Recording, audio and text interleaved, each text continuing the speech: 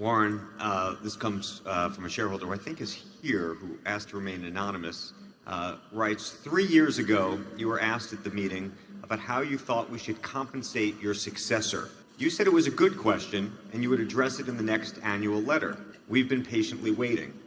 Can you tell us now, at least philosophically, how you've been thinking about the way the company should compensate your successor so we don't have to worry when the pay consultants arrive on the scene? Yeah. Well, unfortunately, at my age, I don't have to worry about things I said 3 years ago, but this guy, obviously much younger, and remembers.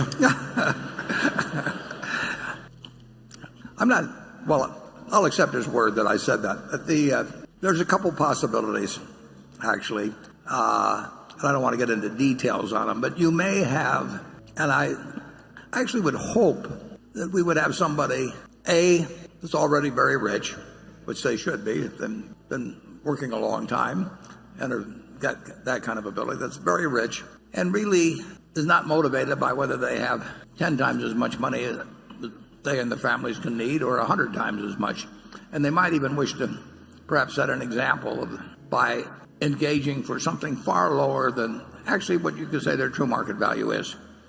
And that could or could not happen. I think it'd be terrific if it did, but I can't blame anybody for wanting their market value. And then if they didn't elect to go in that direction, I would say that you would probably pay them a very modest amount and then have an option which increased in value or increased in striking price annually.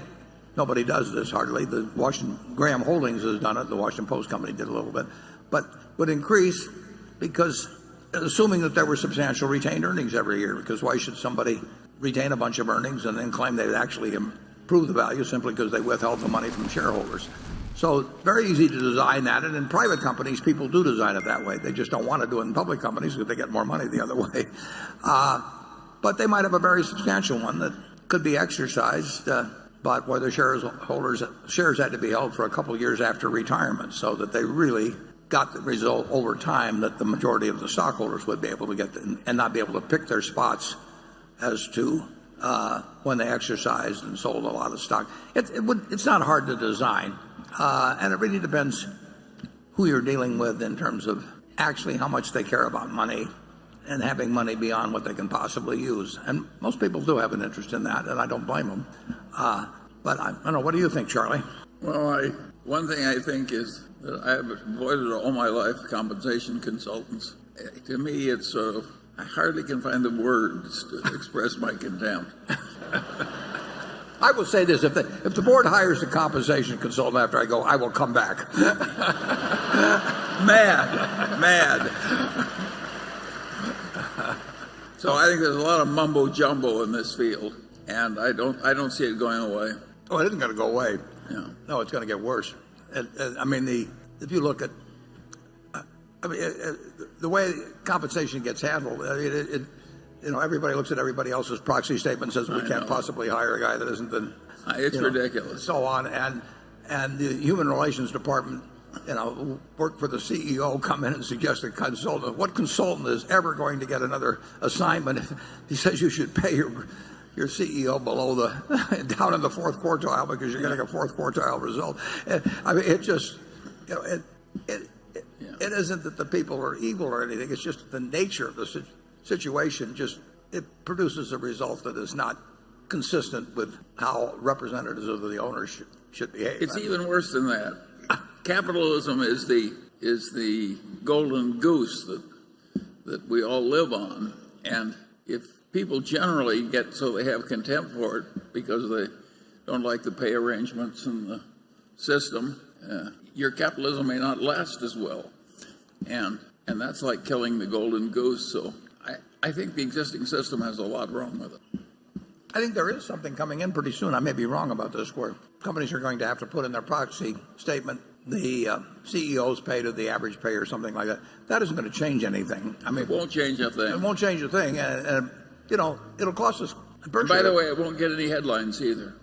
It'll be tucked away. It'll cost us a lot of money with 367,000 people employed around the world, and we'll hope to get something that makes it somewhat simpler so we can use estimates or something of the sort. But to get the median income or whatever, however the rules may read, and That's what consultants are for, Warren. Yeah, it is human nature that produces this, and I write in this letter to the managers every 2 years. I said the only excuse I won't take on something is that everybody else is doing it. But of course, everybody else is doing it is exactly the rationale for why people did not want to count the cost of stock options as a cost. I mean, it was ridiculous. All these CEOs went to Washington, and they got the Senate, I think, to vote 88-9 to say the stock options aren't a cost. And then a few years later, that it became so obvious that they finally put it in, so it was a cost.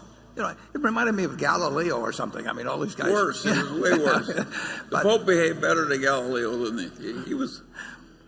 Anyway, I would hope, like I say, somebody, whoever, and it doesn't even have to be, I'm not talking about the current successor or anybody else. I mean, these successors down the line are probably going to have gotten very, very wealthy by the time they're running Berkshire. And the incremental value of wealth gets very close to zero at some point. And there is a chance to use it as a different sort of model. But I don't have any problem if a system is devised that recognizes retained earnings. I've never heard anybody talk about it.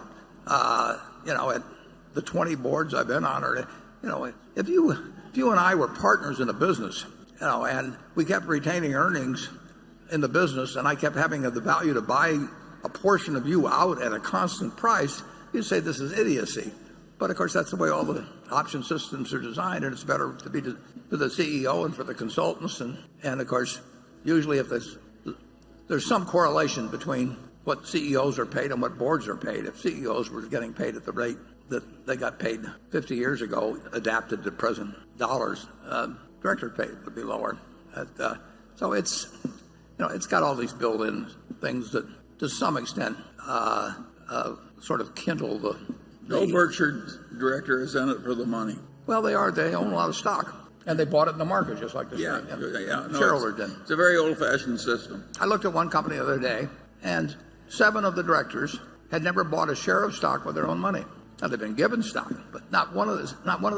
I mean, I didn't say not one. 7 of the directors had never actually bought a share of stock, and there they are, making decisions on who should be CEO and how they should be paid and all that sort of thing. But they've never felt like shelling out a dollar themselves. Now they've been given a lot of stock. It's we're dealing with human nature here, folks, and that what you want is to have a system that works well in spite of how human nature is going to drive it, and we've done awfully well in this country in that respect. I mean, American businesses overall has done very, very well for the Americans generally, but not every aspect of it is exactly what you want to teach your kids.